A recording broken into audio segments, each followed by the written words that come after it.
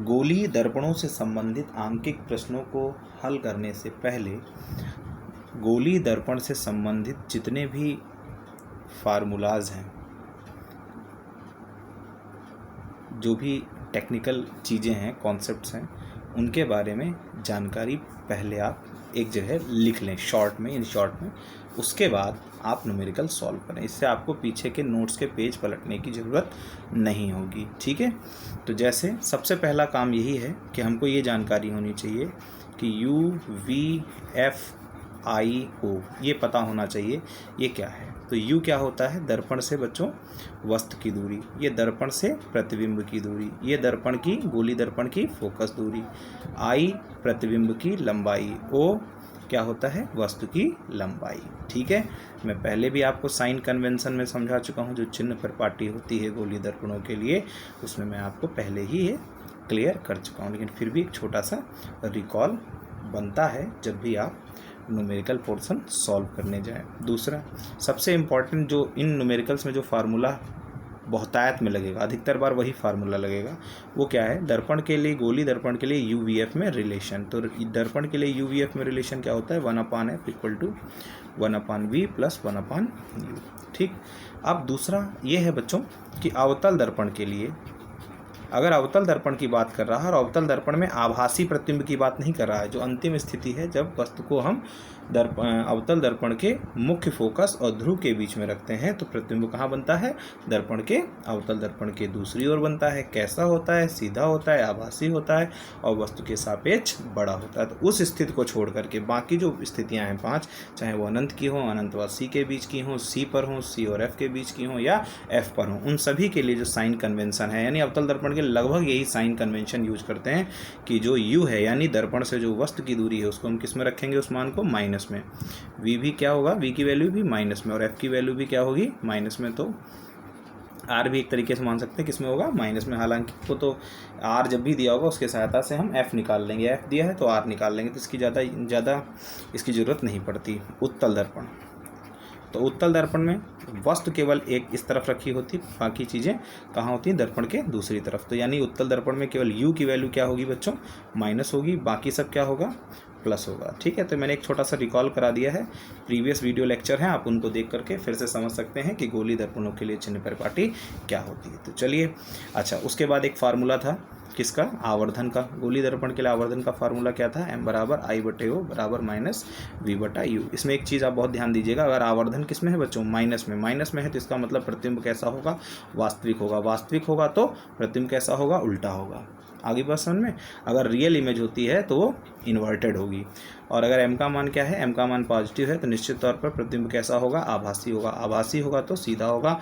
English में इसी को कहते हैं वर्चुअल एंड इरेक्ट। ठीक है, ओके। तो चलिए, इस चीज़ को समझने के बाद हम इस आंकिक प्रश्न को हल करते हैं। तो पढ़ते हैं, पहले धैर्य से इसको थोड़ा सा पढ़ेंगे कि क्या कह रहा है। हड़बड़ाहट में नहीं, हमने पढ़ा नहीं कि U दिया है, F दिया है, V दिया और हम लगाना शुरू कर दिए, तो आधा अधूरा नहीं पढ़ना है, बहुत इत्मीनान, थोड़ा सा हल्का सा इत्मीनान से इसको थोड़ा सा पढ़ेंगे। अवतल दर्पण से 20 सेंटीमीटर दूर रखी वस्तु, यानी वस्तु अवतल दर्पण, यानी ये 20 सेंटीमीटर जो है क्या है? दर्पण की वस्तु से दूरी, यानी इसको हम किससे रिप्रेजेंट करेंगे? U से। तो बच्चों U लिखेंगे, बराबर क्या लिखेंगे? 20 सेंटीमीटर। लेकिन चूंकि अवतल दर्पण है, मैंने क्या कहा था? तो चाहे अवतल हो या उत्तल हो, दोनों के लिए U का मान किस में रखते हैं? माइनस में रखते हैं। ठीक, आगे पढ़ते हैं। वस्तु का वास्तविक प्रतिबिंब 30, तो ये बच्चों क्या है? ये है दर्पण से प्रतिबिंब की दूरी, यानी ये क्या है? V। तो हम क्या रखेंगे? V बराबर 30 सेंटीमीटर। प्रतिबिंब कैसा है बच्चों? वास्तविक है। अवतल दर्पण से कौन सा प्रतिबिंब बन रहा है? वास्तविक। तो V का मान क्या होगा? माइनस। वैसे ही मैं आपको समझा चुका हूँ, अवतल दर्पण के लिए अंतिम स्थिति को छोड़ करके बाकी स्थितियों के लिए UVF क्या होते हैं? माइनस। उनकी वैल्यूज़ माइनस में रखी जाती हैं न्यूमेरिकल सॉल्व करते समय। तो U का मान हो गया, V का मान हो गया। ऑब्वियस है, दर्पण की फोकस दूरी पूछेगा, हाँ पूछ रहा है दर्पण की फोकस दूरी, तो F बराबर क्या हो जाएगा? Question mark. अब हमको पता चल गया कि ये चीज़ें गिवन है और ये चीज़ हमको फाइंड आउट करनी है। तो सीधी सी बात है, जो गिवन है और जो फाइंड आउट करनी है उनके बीच हमें एक फार्मूला देखना होगा। तो फार्मूला क्या होता है बच्चों? 1/F बराबर 1/V प्लस 1/U से वैल्यू पुट करेंगे। V की जगह क्या रखेंगे बच्चों? -30 रखेंगे। u की जगह बच्चों क्या रखेंगे, -20 रखेंगे।